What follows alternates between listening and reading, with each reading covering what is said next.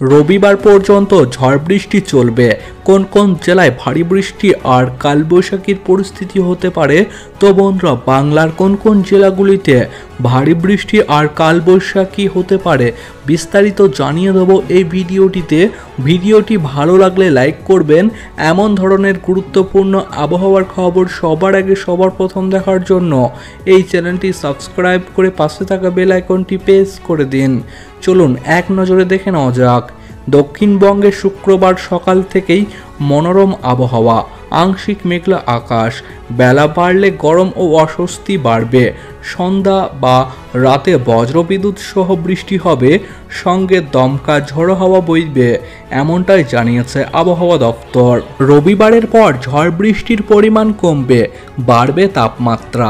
শুক্রবার দক্ষিণবঙ্গ জুড়েই ঝড় বৃষ্টির পূর্বাভাস। ভারী বৃষ্টি হবে 3 জেলায়। পূর্ব মেদিনীপুর, উত্তর ও দক্ষিণ 24 পরগনাতে কালবৈশাখীর মতো পরিস্থিতি, অর্থাৎ বৃষ্টির সঙ্গে দমকা ঝড়ো হাওয়া বাতাস 50 থেকে 70 কিলোমিটার প্রতি ঘন্টায় বইতে পারে রাজ্যে অন্তত 9 জেলায়। এই জেলাগুলি হলো কলকাতা, পুরুলিয়া, বাঁকুড়া, পূর্ব পশ্চিম মেদিনীপুর, উত্তর ও দক্ষিণ 24 পরগনা, পূর্ব পশ্চিম বর্ধমান। এছাড়াও দক্ষিণবঙ্গের বাকি জেলাগুলিতে 30 থেকে 50 কিলোমিটার প্রতি ঘন্টা গতিবেগে দমকা বাতাসের সঙ্গে বজ্রবিদ্যুৎ সহ বৃষ্টির সম্ভাবনা। বিক্ষিপ্তভাবে বজ্রপাতের আশঙ্কাও থাকবে। শনি ও রবিবার বজ্রবিদ্যুৎ সহ ঝড় বৃষ্টির সম্ভাবনা।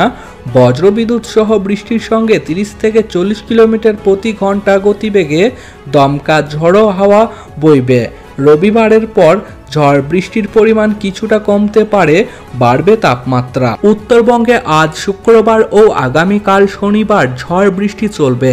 উত্তরবঙ্গের 8টি জেলাতেই বজ্রবিদ্যুৎ সহ কয়েক পশলা বৃষ্টির সঙ্গে দমকা ঝড়ো হাওয়া বইবে। দমকা ঝড়ো হাওয়ার গতিবেগ 30 থেকে 50 কিলোমিটার প্রতি ঘন্টা পর্যন্ত হতে পারে। বিক্ষিপ্তভাবে 2-1 জায়গায় উত্তরবঙ্গের সব জেলাতেই বজ্রবিদ্যুৎ সহ বৃষ্টি চলতে পারে আজ শুক্রবার পর্যন্ত। রবিবার থেকে বৃষ্টির পরিমাণ কমতে পারে বলে ইঙ্গিত আবহাওয়া দপ্তরের। তবে দার্জিলিং এবং কালিম্পং সহ পার্বত্য এলাকায় বিক্ষিপ্তভাবে বৃষ্টি চলবে।